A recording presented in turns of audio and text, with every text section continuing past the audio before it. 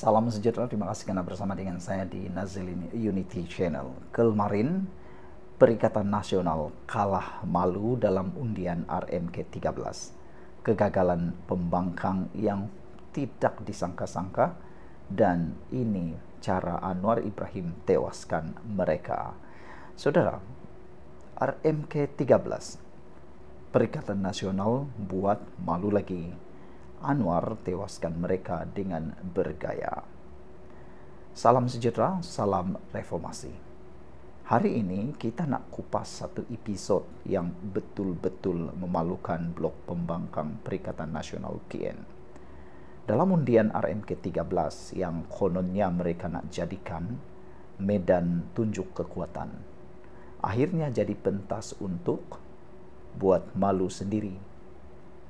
Anwar bukan saja tewaskan mereka, tapi berjaya membuktikan kerajaan perpaduan masih kukuh berdiri. Apa itu RMK13 dan kenapa ia penting? RMK13 ialah Rancangan Malaysia ke-13 Pelan Pembangunan Negara bermula tahun 2026 sehingga tahun 2030.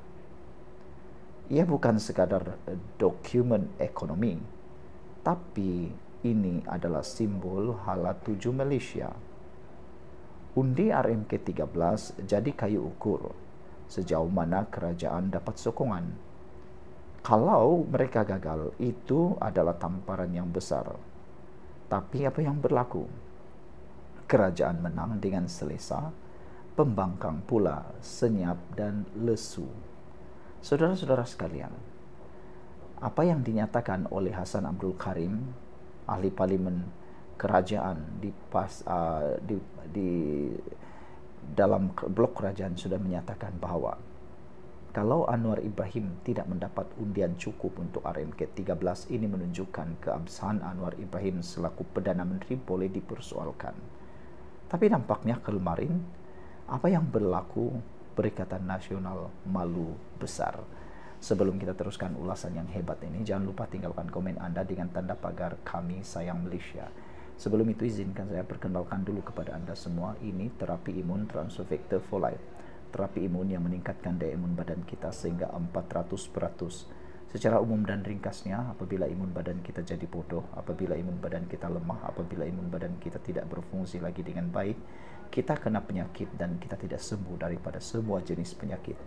Tetapi apabila imun badan kita jadi kuat, dididik oleh imun badan kita, terapi imun ini mendidik imun badan kita menjadi kuat dan bijaksana. Imun badan kita lah yang menyembuhkan kita daripada semua jenis penyakit. Dapatkan produk hebat ini melalui nombor telefon saya yang tertera. Dan ingat saudara, ini adalah produk yang lulus KKM, halal dan diperakui oleh dokter-dokter di seluruh dunia. Coba dapatkannya, mungkin ini adalah jawaban kepada doa Anda selama ini. Saudara-saudara sekalian, hari ini sudah sah. Perikatan Nasional hilang taring. Perikatan Nasional selalu laungkan mereka ada angka, ada momentum rakyat. Tapi bila sampai masa undi RMK13, mana pergi kekuatan itu? Geng Perikatan Nasional kelihatan macam tim bola sepak yang bising masa latihan. Tapi bila main final, gol pun tak masuk. Sindiran konon nak jadi kerajaan bayangan, tapi bayang pun tak nampak. Fakta, Perikatan Nasional gagal mengemukakan cadangan alternatif terhadap RMK13. Mereka hanya pandai bantah tapi kosong dari segi polisi. Apa yang berlaku? Anwar makin kukuh. Kemenangan dalam undian RMK13 membawa mesej jelas. Anwar masih pegang kawalan penuh dalam Dewan Rakyat. Semua retorik Perikatan Nasional kononnya kerajaan ini goyang, ternyata palsu. Perikatan Nasional kata kerajaan rapuh. Kalau rapuh, macam mana boleh lolos undian besar macam ini dengan selesa? Nampak gayanya, yang rapuh itu bukanlah Anwar Ibrahim, tapi semangat Perikatan Nasional sendiri. Momentum ini jadi isyarat pelabur rakyat dan dunia luar bahwa kerajaan masih lagi stabil. malu besar untuk Perikatan Nasional. Bayangkan, Perikatan Nasional masuk gelanggang dengan janji nak tumbangkan kerajaan, tapi akhirnya keluar dengan wajah pucat. Satu Malaysia nampak, Perikatan Nasional bukan sahaja kalah, tapi kalah malu. Yang tinggal hanya bising di TikTok, bukan dasar di parlimen. Kalau macam ini gaya pembangkang, budak sekolah pun boleh gelak. Perikatan Nasional dah jadi seperti parti noisy, bukan parti nasional. Parti yang bising, tapi bukan parti yang disukai. Apa maknanya untuk politik Malaysia? PN semakin kehilangan kredibiliti sebagai blok pembangkang. Kerajaan perpaduan pula tambah keyakinan, bukan saja di parlimen tapi juga di mata rakyat. Kalau tren ini berterusan, PRU 16 nanti PN mungkin jadi penonton tetap, sebab rakyat nak parti yang ada isi, bukan hanya isu. Kesimpulannya, undian RMK 13 ini bukan sekadar kemenangan untuk Anwar, tapi tamparan memalukan untuk Perikatan Nasional PN. Satu lagi episod buat malu sahaja dicatatkan dalam sejarah politik Malaysia. Jadi kalau PN masih nak main politik kosong, rakyat dah nampak siapa yang kerja, siapa yang hanya cari gaduh. Teruskan menonton, jangan lupa like, share, dan komen, sebab politik Malaysia ini drama dia lagi panas dari sinetron. Sekian dulu untuk kali ini. Jangan lupa tinggalkan komen Anda, tekan butang subscribe. Bye-bye. Salam sejahtera, terima kasih karena bersama dengan saya di Nazalin Unity Channel. Perikatan Nasional buat malu saja, bikin malu saja, itu isi utama. Ulasan kali ini berkaitan dengan kekalahan mereka dalam undian RMK 13 kemarin. Ada seorang ahli parlimen daripada kerajaan, yaitu Hassan Abdul Karim, ahli parlimen Pasir Gudang, sudah menyatakan bahawa kalau betul-betul Perikatan Nasional mempunyai kekuatan untuk menumbangkan Anwar Ibrahim, caranya hanya satu, melalui undian RMK 13 kemarin. Tapi nampaknya, seperti yang saya kata sebentar tadi, apa yang disebut Perikatan Nasional buat malu sahaja. Tanpa mereka sedari, mereka telah memalukan diri sendiri. Tanpa mereka sedari, mereka telah mencalit muka dengan arang sendiri. Hal ini kerana saban hari, saban waktu mereka cuba mahu meracuni rakyat.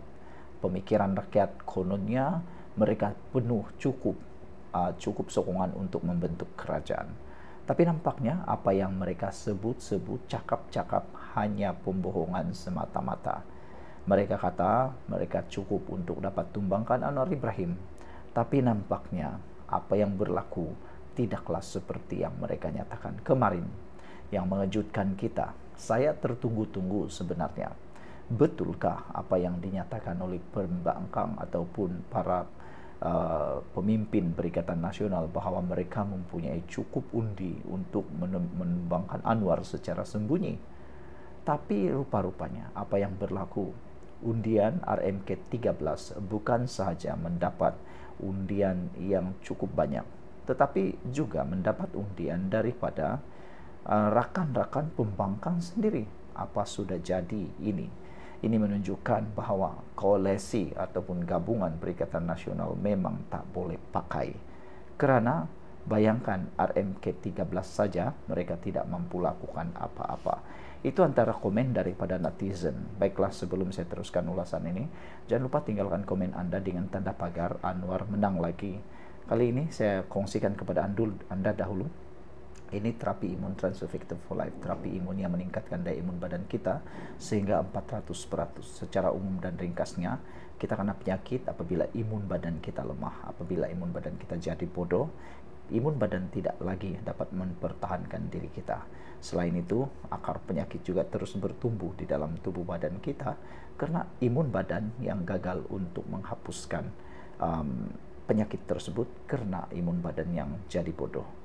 Imun badan bodoh juga menyerang diri kita sendiri. Tetapi terapi imun ini mendidik, mengajar, dan memberikan ilmu kepada imun badan kita supaya dia menjadi kuat, bijaksana, menentukan mana satu lawan, mana satu kawan dalam tubuh badan kita. Lalu kita sembuh karena imun badan kita yang menentang dan menghapuskan akar penyakit yang ada dalam tubuh badan kita. Cepat dapatkan produk ini melalui nomor telepon saya yang tertera, dan ingat, produk ini lulus KKM, diperakui oleh seluruh dokter di seluruh dunia, dan juga halal. Saudara-saudara sekalian, yang menariknya lagi tentang ulasan kali ini ialah apa kesannya kemenangan Anwar Ibrahim terhadap undi RMK 13 kemarin. Ini kesannya kepada Perikatan Nasional.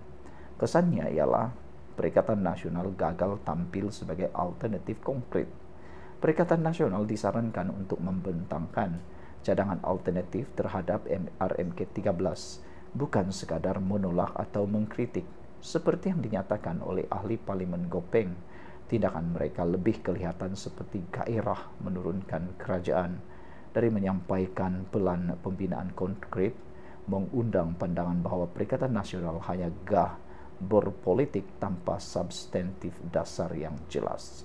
Kedua, tumpuan menteri dan kerajaan dominan dalam perbahasan. Sidang Dewan Rakyat menyaksikan perbahasan RMK 13 didominasi oleh ahli parlimen kerajaan, manakala perwakilan pembangkang termasuk PN kurang menyerlah dalam membentuk naratif pembangkang yang konstruktif. Ketiga, imej tertinggi tapi tak guna. Perikatan Nasional dikritik oleh beberapa pihak kerana dianggap tidak melakukan tugas sebagai pembangkang dengan kuat. Mereka dilihat tidak menyediakan kerajaan bayangan, shadow cabinet, atau tidak membentangkan cadangan dasar alternatif seperti yang diharapkan, menambah persepsi bahawa mereka sekadar buat bising tanpa hasil. Kesimpulannya, senang saja, buat malu sahaja. Tanpa dasar yang dibentang secara sistematik, PN tampak kurang berfungsi, dan PN tampak buat malu sahaja. Banyak kecoh politik, kurang strategi. Ketiadaan manifesto jelas untuk RMK 13 membuat mereka kurang berkesan dalam menyampaikan hala tuju pembangkang yang profesional. Dan yang ketiga, kurang tumpuan dalam perbahasan sidang Dewan Rakyat menambah lagi tanggapan bahawa suara mereka sekadar bunyi, bukan wacana berwibawa. Ringkasnya, kekalahan moral atau imej bagi PN kini bukan datang daripada undian rasmi, tetapi daripada persepsi awam dan kenyataan pemimpin lain bahawa mereka buat malu sahaja. Banyak retorik, sedikit penyelesaian. Untuk menebus reputasi, PN perlu tampil dengan cadangan RMK 13 alternatif yang jelas dan konsisten, serta memperkuat kehadiran dalam perbahasan parlimen. Sekian dulu untuk kali ini. Jangan lupa tinggalkan komen Anda, tekan butang subscribe. Bye-bye.